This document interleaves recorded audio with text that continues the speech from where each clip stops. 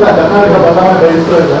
ಮತ್ತು ತಮಿಳುನಾಡಲ್ಲಿ ಡಿಎಂಕೆ ಪಕ್ಷ ಬಂದು ದೊಡ್ಡ ಮಟ್ಟದ ಬಹುಮತದಿಂದ ಅದನ್ನ ಸರ್ಕಾರ ಮಾಡಿಬಿಟ್ಟಿದ್ದಾರೆ. 45 ವರ್ಷ ರಾಜಕೀಯ ಮಾಡುವವರೆಲ್ಲ ಮನೆಗೆ ಸೋಲಿಸಿ ಕಳಿಸಿದ್ದಾರೆ. ಇವತ್ತಿನ ಕರ್ನಾಟಕದ ಜನರ ಮನಸ್ಥಿತಿನೂ ಅಷ್ಟೇ ಹೊಸಬರನ್ನ ನೋಡೋಕೆ ಇಷ್ಟಪಡ್ತಾ ಇದ್ದಾರೆ, ಹೊಸತನವನ್ನು ನೋಡೋಕೆ ಇಷ್ಟಪಡ್ತಾ ಇದ್ದಾರೆ, ಹೊಸ ಯೋಚನೆಗಳನ್ನ ಇಷ್ಟಪಡ್ತಾ ಇದ್ದಾರೆ. ಭ್ರಷ್ಟಾಚಾರ ಮುಕ್ತವಾದಂಥ ಆಡಳಿತವನ್ನ, ಮಾಫಿಯಾ ಮುಕ್ತ ಆಡಳಿತವನ್ನ,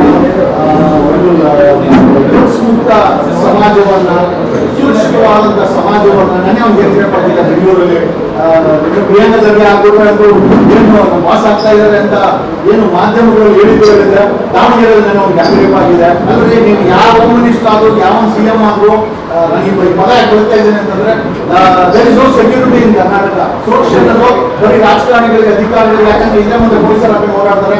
ಜನರಿಗೆ ಯಾವುದೇ ರೀತಿಯ ಸುರಕ್ಷತೆ ಅನ್ನೋದು ಇಲ್ಲ, ಜನರಿಗೆ ಒಂದು ಭರವಸೆ ಅನ್ನೋದಿಲ್ಲ. ನಾನಾ ಸೆಗ್ಮೆಂಟ್ಸ್ ಇದೆ ಯುವಕರಿಗೆ.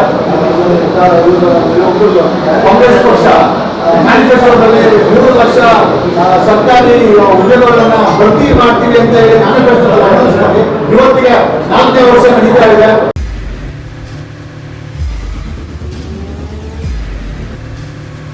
ಪ್ರಜಾಮಾರ್ಗ ನ್ಯೂಸ್, ಇದು ಜನಸಾಮಾನ್ಯರ ಧ್ವನಿ. ನಮಸ್ಕಾರ. ನೀವು ನೋಡ್ತಾ ಇದ್ದೀರಾ ಪ್ರಜಾಮಾರ್ಗ ನ್ಯೂಸ್. ರಾಷ್ಟ್ರದ, ರಾಜ್ಯದ ರಾಜಕೀಯದ ಬಗ್ಗೆ ಹೆಚ್ಚಿನ ಸಿನಿಮಾ ಅಪ್ಡೇಟ್ಗಳಿಗಾಗಿ ಫಸ್ಟ್ ಲೈಕ್ ಮಾಡಿ, ಸಬ್ಸ್ಕ್ರೈಬ್ ಆಗಿ, ಹಾಗೆ ಫಾಲೋ ಕೂಡ ಮಾಡಬೇಕು.